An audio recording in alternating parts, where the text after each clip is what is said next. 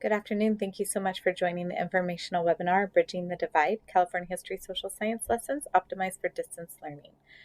We will be covering a grade 6 lesson, comparing and contrasting Paleolithic age and Neolithic age. And there are K-12 lessons developed. This is one specific lesson, but there are plenty of other lessons for you to use in your class, copy and adjust as needed, or just use right as is. All lessons are created on the 5E format. Why the 5E format? It is a common format used for many lessons, although it was originally created for science. We are now adapting and using for history, social science, as it is a way to empower students in their learning. It aligns with the format of a hyperdoc, so many of these lessons, as this one will, has links to other programs or other documents that will be used to support your lesson. It's very easy to follow for teachers, and there is a little background information on the 5E format. What it does is it walks students through 5 topics: engaging, exploring, explaining, elaborating, and evaluating. And the evaluation is called out in every single section or phase of this lesson. About myself, I am Kara Lofthouse. I'm a K-12 curriculum and instruction specialist for Folsom Cordova Unified School District.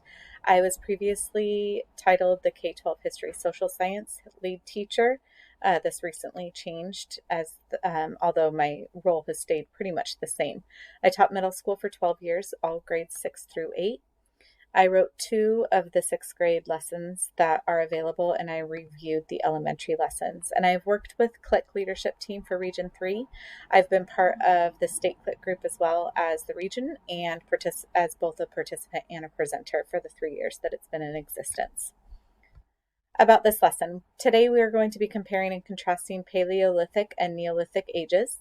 There are 3 other 6th grade lessons, which include Greek thought, religion, and daily life, a comparison of 2 Greek civilizations, and the fall of Rome. These lessons are all developed to address the challenges of distance learning, such as student engagement, relevancy, and student options for learning and assessment. They are broken into synchronous and asynchronous times, and they are very adaptable with the possibility of returning to a hybrid model. All lessons, this one as well, includes the History Social Science Framework and Standards, integration with Common Core ELA, integration with ELD standards, and many of them also integrate with other areas such as economy, geography, civics, social justice, and LGBT history. We are going to dive right into the lesson, and I'm going to walk you through just some key parts. Oops.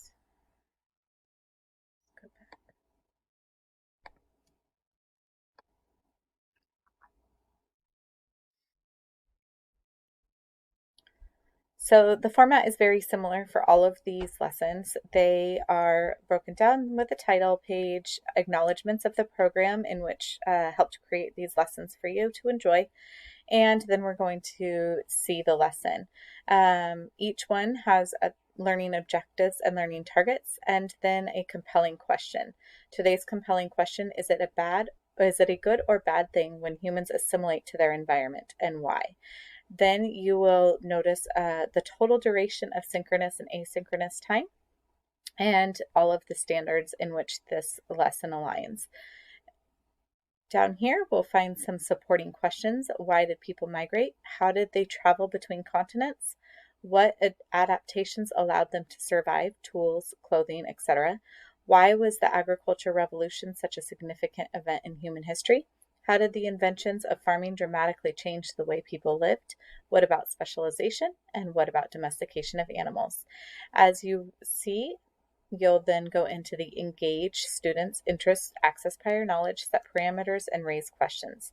This specific lesson asks you to just watch a very short snippet of the Flintstones, which introduces the lesson and the compelling question. When the clip is finished, tell students they will be learning about early humans and the many adaptations that occurred over time. Ask students to drop into the chat as what they noticed during the Flintstone clip has changed over time. Introduce the compelling question, and students will be asked to answer throughout the lesson.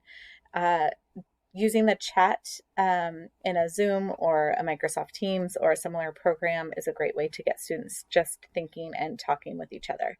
The next thing is going to ask you to use an interactive Jamboard. If you're unfamiliar with Jamboard, there is a tutorial, but it is a very easy Google app that you can add, and students are able to interact with one another on sort of a whiteboard type of program. Then you'll have time to discuss those Jamboard responses. At the end of class, write a quick exit ticket. This is a way to use the formative assessment and check in on students' understanding of what happened during that synchronous time. The asynchronous is going to have students look at a map and interact with that. Then you're going to go into the explore section. This is where you're starting to dig a little bit deeper into the topic and the key concepts, possibly discovering new skills and probing experiences in a variety of ways. During the synchronous time, students will be divided into breakout rooms, another great opportunity for students to engage with one another and use some guided reading and filling out a graphic organizer with their group. Then they will return to the full group and be able to share out their thoughts from their graphic organizer. And again, a quick write to check in on student learning and used as a formative assessment of the day and ensure that students were engaged in the learning. Then you will be looking at some asynchronous time, which allows students to create a character sketch of the assigned hominid group and turn that in. The next section is explaining how students can explain their observations and findings in a variety of ways. This gives the students opportunity to start to reflect on what they learned during that explore section. Again, they're going to use breakout groups from the day prior, and they are going to present a short slide presentation to the class and audience and record in the graphic organizer. By the end of the presentation, students will have a completed graphic organizer with the help of the different group presentations. You will pull the group back together and use Mentimeter, which is, again, another online tool that's available to just reflect on some thoughts together. And there are other programs in which you can use instead of Mentimeter if you're familiar with other ones that you would rather just having students interact. And you will, it may end up being a longer discussion, so that might be something that you would be using and reflecting in if it does become a longer discussion. Then you can use that after class and have them summarize, or in asynchronous time. And then you can also revisit the conversation in the next synchronous time. And then the asynchronous, if the graphic organizer was not completed by the peer presentations, they will have access to all of the hominid readings and they are able to complete that.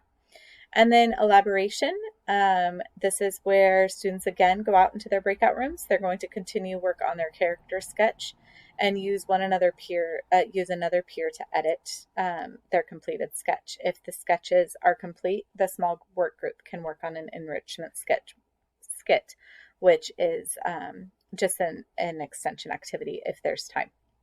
And finally, the evaluation. The evaluation is the summative assessment and the feedback section. Feedback is very important, especially in a distance learning environment, so make sure you don't leave that part out. The last thing they will be doing is comparing and contrasting during synchronous time. This is going to get them to gather all of their thoughts to prepare for what their summative assessment is that they'll be turning in. So they'll be comparing and contrasting Paleolithic and Neolithic in a Jamboard Venn diagram. Again, Jamboard is just one tool that could be used in this situation, but highly recommended because it's very easy to access for both the teacher and student. Discuss similarities and differences and why differences occurred. After the Venn diagram, you're going to share the storyboard summative assessment project with a link right here. And the storyboard is going to use a rubric to allow for that feedback. There is some programs that allow for online feedback, such as Mote, if you want to use verbal or provide verbal feedback, or written feedback works as well. Students begin working on this storyboard during synchronous time, and that allows for any questions to be answered. And then they will finish their storyboard in asynchronous time. So that wraps up this specific lesson. And they are, again, as a reflection, intentional design for distance learning, although they are very easily adaptable for the hybrid model because they're broken into very clear synchronous and asynchronous time. They use innovative ways to engage people and give people choices, and there are possible extension ideas included in the lesson. And as a final thought, you can find the link to all of the lessons at californiahss.org. And I will just show you real quickly where these can be found. As soon as they are all linked, they will be right here in this remote learning enrichment resources for history, social science. So please enjoy these lessons. Feel free to copy and adapt in any way and share them to any of your colleagues. Thank you so much.